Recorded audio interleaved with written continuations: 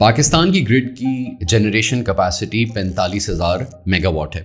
कुछ हुकूमत के अपने प्लांट्स हैं जिसके ज़रिए हुकूमत खुद बिजली प्रोड्यूस करती है, बट बेशतर बिजली हुकूमत इंडिपेंडेंट पावर प्रोड्यूसर्स से ख़रीदती है। हुकूमत एक सिंगल बायर है, उस बिजली को ख़रीद के फिर डिस्ट्रीब्यूशन कंपनीज के थ्रू, लेस्को हो गया, हेस्को हो गया, इनके थ्रू कंज्यूमर्स को भेजती है। ऑफ कोर्स एक कराची इलेक्ट्रिक है जो कि एक प्राइवेटाइज डिस्ट्रीब्यूशन कंपनी है, इसके थ्रू भी बिजली बेची जाती है घरों को, कमर्शियल यूजर्स को और इंडस्ट्रियल यूजर्स को। नाउ वी ऑलरेडी नो कि हमारे पास ये जो बिजली की कैपेसिटी है ये एक्सेस कैपेसिटी है, और चाहे बिजली का इस्तेमाल हो या ना हो, हुकूमत को तकरीबन सालाना 2 ट्रिलियन रुपए इंडिपेंडेंट पावर प्रोड्यूसर्स को देने होते हैं। और जब भी रिकवरी में कमी होती है, बिल अदा नहीं होते या चोरी होती है या इसकी डेट पाइल हो जाती है, तो यही मजीद खर्चा हमारे बिल्स में लग कर आता है। अब एक नया मसला डेवलप हो रहा है और वो मसला ये है कि ग्रिड की डिमांड गिरने लग गई है, और ये एक टाइम बॉम्ब है।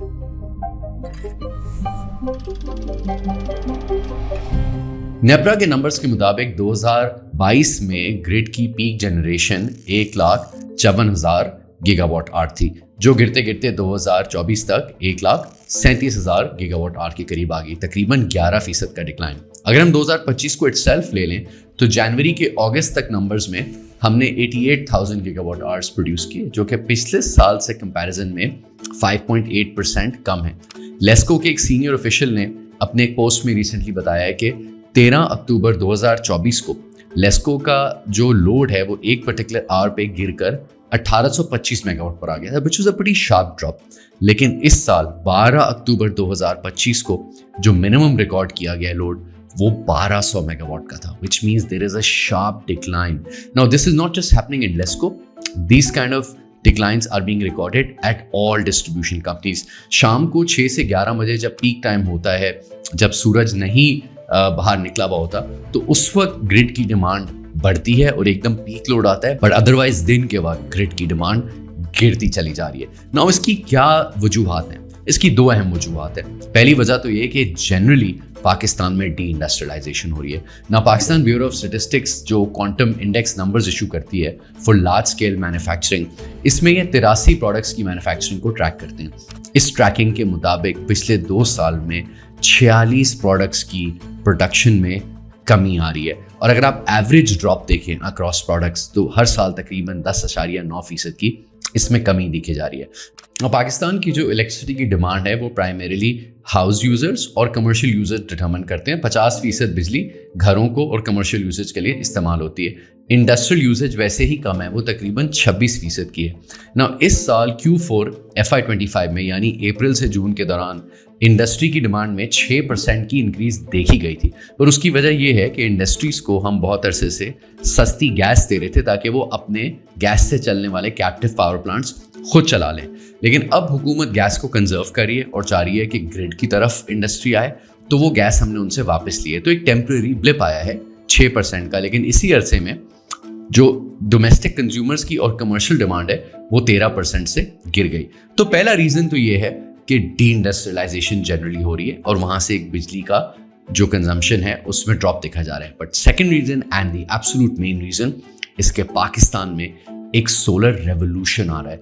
पिछले 5 साल में इंपोर्टेड सोलर मॉड्यूल्स की कीमतों में काफ़ी कमी देखी गई है। सिर्फ पिछले 2 सालों में ही the prices of solar modules has drop by 60%, और एस्टिमेट्स के मुताबिक सिर्फ 2024 में 17 gigawatt worth solar panels import हुए हैं, और 2025 में अब तक 10 गीगावाट की एस्टिमेट दी जा रही है, और कहा जा रहा है कि शायद पिछले 3 साल में टोटल तकरीबन 30 गीगावाट इंपोर्ट हो चुके हैं। इसके साथ बैटरीज भी इंपोर्ट हो रही हैं। 2024 में तकरीबन 1.2 गीगावाट एंड एक्सपेक्ट किया जा रहा है कि 2025 में 2 गीगावाट की बैटरीज इंपोर्ट कर दी जाएंगी। नाउ इसकी वजह से एक मेजर डिफेक्शन हो रही है from the grid, end of grid solar systems grow करते जा रहे हैं। जो मिनिमम एस्टिमेट इस वक्त है वो ये कह रहा है कि तकरीबन 12,000 मेगावाट दिन के बाद ऑफ ग्रिड सिस्टम से जनरेट किए जा रहे हैं, एंड ऑफ कोर्स इसका ग्रिड पे इम्पैक्ट पड़ रहा है। Now what does this mean for the grid? पहली बात तो ये एज वी नो कि इस ग्रिड को ऑपरेट करने के लिए, सिस्टम को ऑपरेट करने के लिए एक सर्टन कॉस्ट है जो गवर्नमेंट बेयर करती है। डिस्कोस की कॉस्ट है, तारों की कॉस्ट है, so and so fourth. And अगर बिजली चोरी होती है या ट्रांसमिशन लॉस होता है या किसी भी वजह से रिकवरी कम होती है, तो ये एक डिफरेंशियल आ जाता है रिकवरी का, जो कि गवर्नमेंट को अपनी जेब से पूरा करना पड़ता है। अब जब डिमांड गिर रही है तो रिकवरी और भी कम हो रही है। नाउ अब गवर्नमेंट के पास दो ऑप्शंस होती हैं, या वो प्राइस को बढ़ाएं या इस कॉस्ट को अपने सर लें। तो अब हम प्राइस शायद बढ़ा नहीं सकते, क्योंकि अगर प्राइस बढ़ाएंगे तो उतनी तेजी से लोग और भी ज्यादा सोलर खरीदेंगे, क्योंकि जितनी महंगी ग्रिड होगी उतना ही जल्दी आपका सोलर का ROI निकल आएगा, रिटर्न ऑन इन्वेस्टमेंट निकल आएगा। और अगर हुकूमत अपने से ये खर्चा लेती है तो हुकूमत की जो सर्कुलर डेट है वो बढ़ती चली जाएगी। ऑलरेडी तकरीबन हमारी 1.6 ट्रिलियन की सर्कुलर डेट खड़ी हुई है और हर महीने 50 बिलियन रुपए की नई सर्कुलर डेट क्रिएट हो रही है। तो जूं लोग सिस्टम से डिफेक्ट करते जा रहे हैं, ये आगे जाके सर्कुलर डेट भी बढ़ती जाएगी। And secondly, as the demand keeps falling, जब लोड एक सर्टेन लेवल से नीचे आ जाता है तो ग्रिड में टेक्निकल इश्यूज भी शुरू हो जाते हैं। तो गवर्नमेंट एक तरह से फंस गई है। एक तरफ 20 साल के बुरे डिसीजंस और उन डिसीजंस की वजह से ये 45,000 मेगावाट की डायनासोर ग्रिड, और दूसरी तरफ one of the fastest solar adoptions in the world. Now government ने ग्रिड को बचाने की कुछ कोशिशें तो की हैं। एक तो उन्होंने कोशिश ये की कि सोलर के इस ग्रोथ को थोड़ा सा स्लो डाउन करें। तो एक तो जो इम्पोर्ट ऑफ सोलर पैनल्स है उस पर हुकूमत ने कुछ टैक्सेस लगा दिए, तकरीबन 10% के। उन्होंने ये कहा इसकी रीज़न ये है कि लोकल इंडस्ट्री को ग्रो करने में हेल्प की जाए, but the reality is it's meant to slow down solar. और दूसरा, जो नेट मीटरिंग पे रेट हुकूमत दे रही थी एक ज़माने में 27 रुपये पर यूनिट, उसको कम करके 10 रुपये पर यूनिट कर दिया गया है। तो फेडरल गवर्नमेंट तो कोशिश करी है कि सोलर की ग्रोथ को थोड़ा सा स्लो करे। On the other and, Punjab government solar tube wells के लिए सोलर पैनल्स पर सब्सिडीज दे रही है। So the exact strategy is not clear. Secondly, grid की डिमांड को बढ़ाने के लिए क्या किया जा सकता है और अब तक क्या किया गया है। तो पिछले साल विंटर पैकेज निकाला था गवर्नमेंट ने, जिसमें उन्होंने कहा था कि अगर आप इंक्रीमेंटल कंजम्पशन करेंगे पिछले साल के मुकाबले में तो आपको मजीद सस्ते रेट पर बिजली दी जाएगी। फिर ये भी एक्सपेक्टेशन थी कि लॉन्ग टर्म बल्क अग्रीमेंट्स करने वाले कस्टमर्स को एक पैकेज दिया जाएगा ताकि वो अगले कई सालों के लिए बिजली को लॉक इन कर लें, पर इस पर भी कोई खातिर ख्वाह मजीद डेवलपमेंट नहीं हुई है। फिर गवर्नमेंट का एक नया प्रोग्राम आ रहा है ISMO के नाम से, विच इज़ अ कंपनी जिसके तहत दुनिया की बेशतर अनरेगुलेटेड पावर मार्केट्स की तरह बायर्स और सेलर पावर के आपस में ट्रेड कर सकेंगे। एंड वो जो तार का खर्चा है तार को इस्तेमाल करने का, जिसको व्हीलिंग चार्जेस कहते हैं, वो देंगे। पर ऑफ कोर्स ये अभी फ्रेमवर्क स्टेज में है, और अगर ये आ भी जाए तो इसमें एक्सपेक्टेशन ये है कि पहले साल इसमें सिर्फ 200 मेगावाट ट्रेड होंगे और 5वें साल में जाके 800 मेगावाट ट्रेड होंगे। So given the amount of defection that is happening, this might be too small an effort. फिर गवर्नमेंट ने ऑफ कोर्स EV पॉलिसी भी निकाली है, जिसकी वजह से तवक्को की जा रही है कि जल्दी जल्दी से अडॉप्शन बढ़े इलेक्ट्रिक व्हीकल्स की और उससे भी डिमांड बढ़ सके। लेकिन बहुत बड़े मेजर डिसीजंस हैं जो कि बहुत सालों से पेंडिंग है। गवर्नमेंट का एक सिंगल बायर मॉडल है कि गवर्नमेंट ही बिजली खरीदती है सब IPP से। फिर एक क्रॉस सब्सिडी का मसला है कि चोरी कोई एक कस्टमर करे लेकिन उसका खमियाजा बाकी कस्टमर्स को भुगतना पड़ेगा। फिर उसके बाद ये भी मसला है कि अगर आप बल्क यूज़र हैं तो जितनी ज़्यादा बिजली इस्तेमाल करेंगे on a per unit basis उतनी ही आपको बिजली महंगी पड़ेगी, बजाय इसका उलट होना चाहिए।